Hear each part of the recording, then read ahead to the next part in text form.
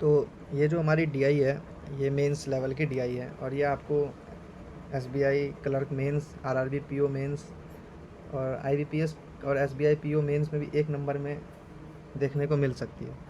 तो इसमें क्या क्या दे रखा है, इसमें हम देखते हैं। इसमें जो दे रखा है आपको, ये टेबल दे रखी है जिसमें आपको टोटल नंबर ऑफ आइटम्स दे रखे हैं जो एक फर्म के द्वारा मैन्युफैक्चर किए गए हैं, और कितने आइटम्स सोल्ड किए गए हैं। और ये नोट दे रखा है, नोट में आपको बता रखा है कि जो ये टोटल होगा नंबर ऑफ आइटम्स मैन्युफैक्चर्ड का, वो किसके इक्वल होगा, जितने आइटम्स सोल्ड किए गए हैं और जितने आइटम्स अनसोल्ड हैं। तो आइए देखते हैं हम इसमें होगा कैसे। तो इसमें 5 मंथ्स दे रखे हैं, जनवरी, फरवरी, मार्च, अप्रैल और मई। इसमें और हमें इसमें वेरिएबल्स दे रखे हैं। वेरिएबल वाले जो क्वेश्चन हैं आजकल आज के टाइम में बहुत ज़्यादा पूछे जाते हैं, तो हम देखते हैं इसको कैसे करेंगे। इसमें हमारे 3 इक्वेशन दे रखी है। एक इक्वेशन ये दे रखी है आपकी, एक इक्वेशन ये दे रखी है वाई वाली, एक इक्वेशन ये दे रखी है जेड वाली। ठीक है, तो हम पहले एक्स वाली पे देखते हैं। तो इसमें क्या है, एक्स स्क्वायर है -47 प्लस 420। आपको पता होगा कि नेगेटिव पॉजिटिव जो जब होता है तो जो एक्स की दोनों वैल्यू आएगी वो पॉजिटिव आएगी। तो एक्स की हम दोनों वैल्यू देखते हैं कितनी आएगी, पॉजिटिव आएगी। अगर हम इसको देखें तो 420 है, 420 का हम फैक्टर निकालेंगे तो 21 और 20 का निकालूंगा तो 5 और 4 होगा, 5 और 4 होगा, 21 का 7:3 होगा। तो हमें चाहिए कितना, 47 चाहिए। तो 7 5 जा 35 और 4 3 जा 12, यानी मेरे पास एक्स के दो वैल्यू आ गई, एक 35 आ गई और एक 12 आ गई। ठीक है, मैं इसको इरेज करके मैं वाई की वैल्यू निकालता हूँ।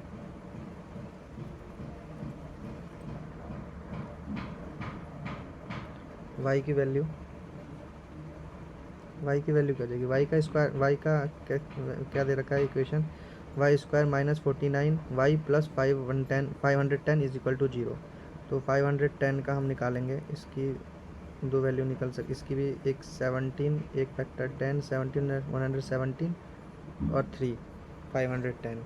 और इसमें मेरे को क्या चाहिए, 49 चाहिए प्लस करने पे, यानी इसका 5:2 और 17 का कोई फैक्टर नहीं होगा, 3 का कोई भी फैक्टर नहीं होगा। तो 17 में 34 और 15, इसकी भी दो वैल्यू आ गई, 34 और 15।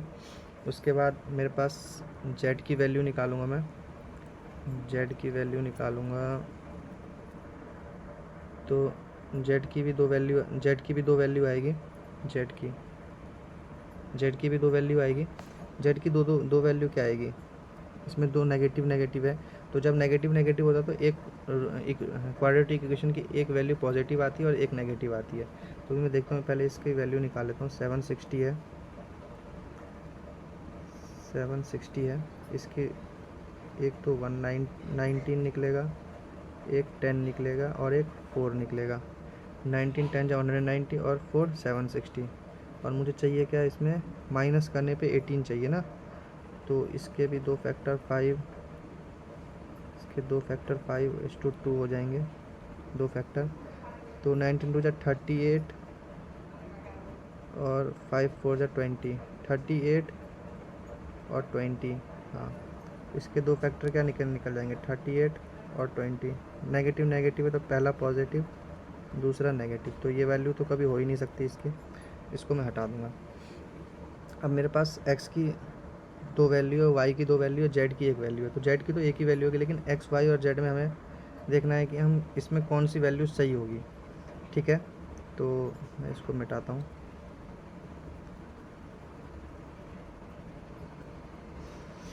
अब हम इसको कैसे पता करेंगे कि एक्स की दोनों वैल्यू में से कौन सी वैल्यू सही है। ठीक है, तो मैं यहाँ देखता हूँ एक्स की दोनों वैल्यू में से कौन सी वैल्यू सही है। तो इसके लिए मुझे क्या करना पड़ेगा, मैं यहाँ देखूँगा 5y, पहले y की वैल्यू देख लेता हूँ मैं। अगर मैं 5y, और ये number of item, manufactured item हमेशा सोल्ड आइटम से ज़्यादा होंगे, क्योंकि कुछ अनसोल्ड आइटम भी होंगे। ये इक्वल भी हो सकता है कि कुछ आइटम अनसोल्ड, सारे के सारे आइटम सोल्ड हो गए हों।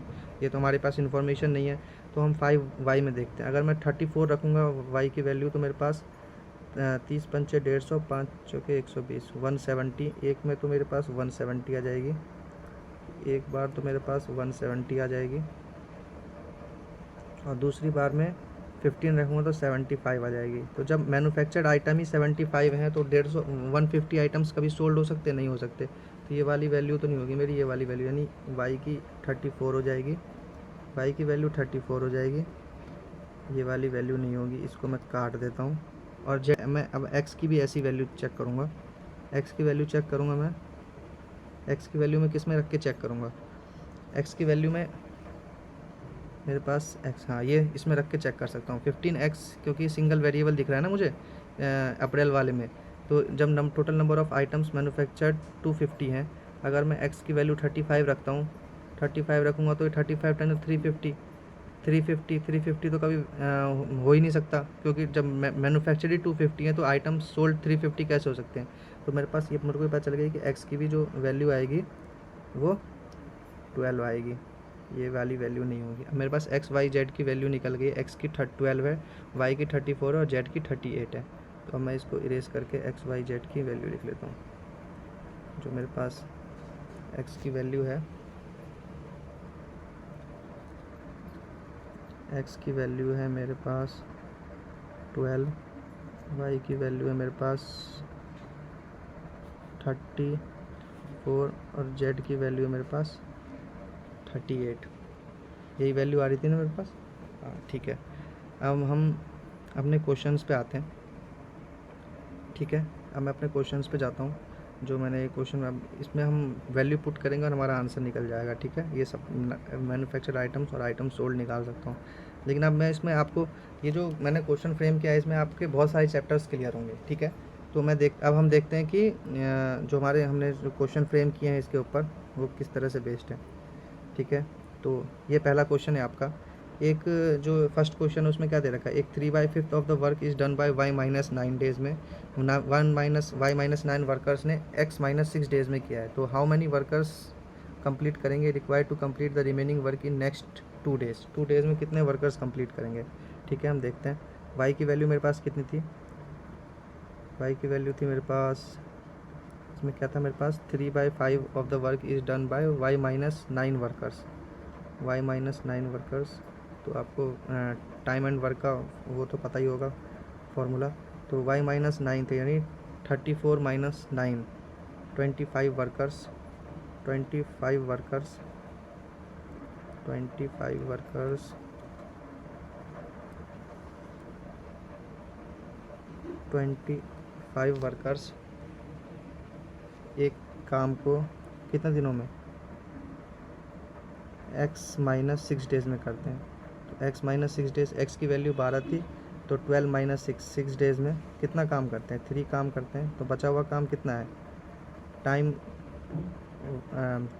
बचा हुआ काम कितना है, टोटल 5 था तो 2 काम बच गया है, और उसको कितने करना है, remaining work in next 2 days.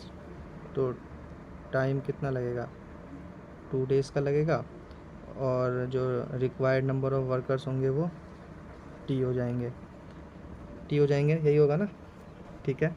तो इस 2 से ये 2 काट दूंगा मैं, इस 3 से ये 2 काट दूंगा, तो मेरे पास टी की जो वैल्यू आ गई है 50 आ गई। तो कितने मोर वर्कर्स, इसने पूछा है हाउ मैनी मोर वर्कर्स, तो 25 तो पहले से ही थे, तो 25 थे तो 50 में से मैं 25 माइनस कर दूंगा तो मेरे पास कितने बचे, 25 वर्कर्स बचे, यानी 25 मेरा आंसर हो गया इसका, ठीक है। अब मैं इसका आंसर 25 हो गया। आपसे दूसरा, आपको मैं दूसरा क्वेश्चन बताता हूँ। ये दूसरा क्वेश्चन है आपका, इसमें क्या दे रखा है, 92 लीटर मिक्सचर दे रखा है, 92 लीटर मिक्सचर दे रखा है, 92 लीटर मिक्सचर दे रखा है, ठीक है। इसको मैं x/y, नहीं ये इसको ना आप रिवर्स कर लीजिए, ये ना y/x है। तो y कितना था, 34 था, x कितना था, 12 था। अगर मैं इन दोनों का सिंपलेस्ट फॉर्म लूँ तो 46 हो जाएगा, और 46 की वैल्यू 92, यानी एक की वैल्यू 2 हो जाएगी, तो यानी इसकी जो ओरिजिनल क्वांटिटी होगी वो 68, इसकी 24। इसमें मैंने p लीटर ऐड किया तो मेरे पास जो इन दोनों के बीच का डिफरेंस है वो 10 आया, ठीक है। तो p की वैल्यू मेरे पास कितनी जाएगी, p की वैल्यू अगर आप इसको सॉल्व करेंगे, कैसे सॉल्व होगा ये, 68 68 68 minus 24 plus p is equal to 10। अगर मैं इसको सॉल्व करने जाऊँ तो p की वैल्यू मेरे पास आ जाएगी 34, p की वैल्यू 34 आ जाएगी, तो जो मेरा आंसर होगा वो नन आ जाएगा। ठीक है, इसमें इस केस में मेरे पास 25 था, तो ये मेरा जो आंसर आएगा नन आ जाएगा। ठीक है, तो अब ये थर्ड क्वेश्चन जो है वो आपको खुद से करना है और कमेंट में बताना है कि इसका आंसर क्या होगा। ठीक है, और मुझे इसका सॉल्यूशन भी चाहिए। अगर आपको ये सॉल्यूशन और क्वेश्चन अच्छा लगा हो तो वीडियो को लाइक कर दें। Thank you.